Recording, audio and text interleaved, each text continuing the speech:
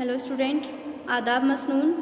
हाजिर हूँ एक बार फिर आपके सामने मसनवी लेकर, जो कि दास्तान वारिद होना बेनज़ीर का बाग में बदरे मुनीर के इसका पहला हिस्सा जो है मैंने आपको अच्छे से समझा दिया था और आज इसका मैं दूसरा हिस्सा लेकर हाजिर हुई हूँ।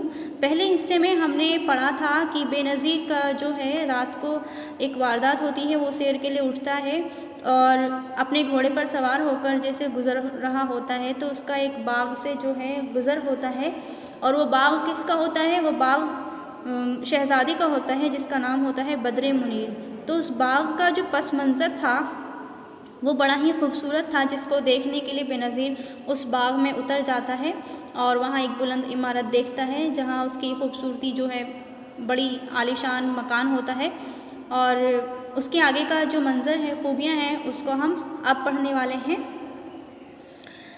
तो चलिए शुरू करते हैं। लिए गोद मुकेश छोटे बड़े, हर एक जहाँ सितारे उड़ा दे खड़े, गर्ज अपनी सूरत से तारों को तोड़, ज़मीं को फलक का बनाया था जोड़, हवा में वो जुगनू से चमके बहम, मिले जलवा में को ज़ेरे कदम। कह रहे हैं कि हवा में जो फव्वारे थे चल रहे थे और उनके मोती हवा में उड़ रहे थे, तो वो ऐसे मानिंद होते थे जैसे कि गोद में मुकेश लिए हुए हों और सितारों की तरह वो आसमान में उड़ रहे हों। कौन? फव्वारे के मोती यानी बूंदे सितारों की तरह आसमान में उड़ रही हैं। गर्ज ऐसा मालूम हो रहा था जैसे ज़मीन और आसमान बन गई हों उन फव्वारों की वजह से।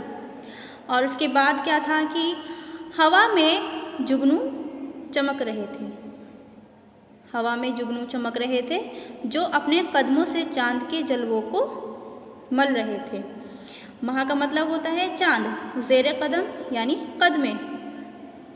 ठीक है, ये तमाम खूबी जो हैं एक फव्वारे की हैं, उसके मोतियों की जो हवा में उड़ रहे हैं और जुगनू के मानिंद जो हैं चमक रहे हैं। फ़कत चांदनी में कहाँ तूरिए कि तुर्रा न जब तक मिले और ये, खड़ा एक नम गिरा आबदार के थे जिसके झालर पे मोती निसार, जड़ाऊ वो उस्तादे अलमास के, ढले एक सांचे के एक रास के। ठीक है, तो अब उसके आगे का जो मंज़र है, कह रहे हैं कि चांदनी में ये खूबसूरती के अंदाज़ कहाँ, फ़कत चांदनी में कहाँ तुरिए, तो कह रहे हैं कि चांदनी में ये खूबसूरती के अंदाज़ कहाँ, जब तक कि तर्रा ना जब तक मिले और ये, कि जब तक उसमें और चीज़ों की मिलावट ना हो। खाली चांदनी भी चांदनी नहीं हो सकती। ठीक, खड़ा एक नमगीरा आबदार के थे जिसके झालर पे मोती निसार। कह रहे हैं कि वहाँ एक ऐसा चमकता हुआ लरदार कपड़ा तना हुआ था जिसके झालर पर मोती भी निसार हुए थे। नमदार यानी वहाँ पर एक ऐसा कपड़ा खड़ा हुआ था कि जिसके झालर पर मोती जो है निसार हुए थे।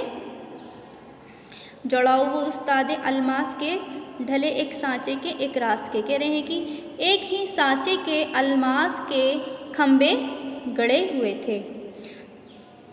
कह रहे हैं कि उस आलीशान इमारत में एक ही सांचे में खम्भे अलमास के जो है खड़े हुए थे। खींची डोर हर सिमत ज़रियार की, लड़ी जो किनारे की हो हार की, कहूँ क्या मैं झालर की उसको पवन की, सूरज की हो गिरद जैसे किरण। तो कह रहे हैं कि चारों तरफ सुनहरी डोरी खिंची हुई थी। खींची डोर हर सिमत ज़रियार की यानी सुनहरी, ज़रियार यानी सुनहरी डोरी जो है खिंची हुई थी चारों तरफ, और ऐसा मालूम हो रहा था जैसे कि हार की खूबसूरत लड़ियों की किनारी हो, हार की खूबसूरत लड़ियों की किनारी हो। वो डोरी जो है ऐसा मालूम हो रही थी जैसे कि किसी खूबसूरत हार की किनारी हो। ठीक है, कहूँ क्या मैं झालर की उसको, तो यहाँ पर कह रहे हैं कि उसकी झालर सूरज की किरणों की मालूम हो रही थी। कह रहे हैं कि उस डोरी की जो झालर थी वो सूरज की किरण की मानिंद मालूम हो रही थी।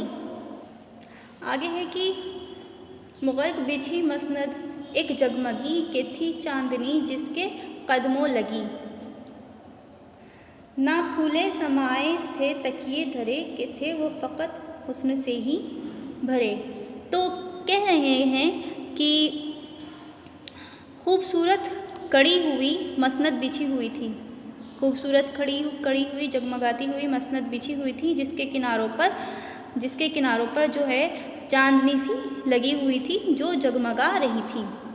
खूबसूरत मगरिक बिछी हुई थी, मगरिक यानी मसनद, वो खूबसूरत कड़ी हुई मसनद बिछी हुई थी और जिसके किनारों पर जो है चांदनी जगमगा रही थी।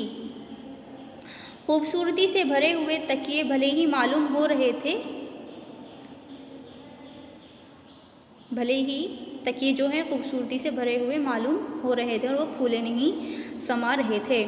ज़मीन नूर की आसमान नूर का जिधर देखो उधर समा नूर का। यह कह रहे हैं कि ज़मीन भी नूर की मानिंद हो रही थी, आसमान भी नूर की तरह मानिंद हो रहा था, यानी कि जिधर भी देखो उधर हर जो समा था वो नूर ही नूर का मानिंद हो रहा था, यानी चारों तरफ जो है नूर ही बरस रहा था। चमन सारे दाऊदियों से भरे, जवानाने शब्बों के हरजा परे, सितारों का महताब में हाल यूं कि चूने में पानी के कतरे हो जूं।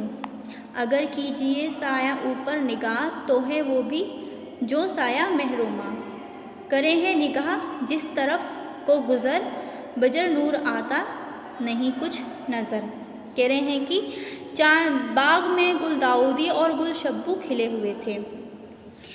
सितारों चमन सारे दाऊदियों से भरे, चमन यानी बाग में सारे जो है फूलों के नाम हैं, दाऊदियों और शब्बू के फूलों से भरे हुए थे। सितारों का महताब में हाल यूं, तो कह रहे हैं कि चांदनी में सितारे इस तरह चमक रहे थे जैसे चूने में पानी के कतरे हों।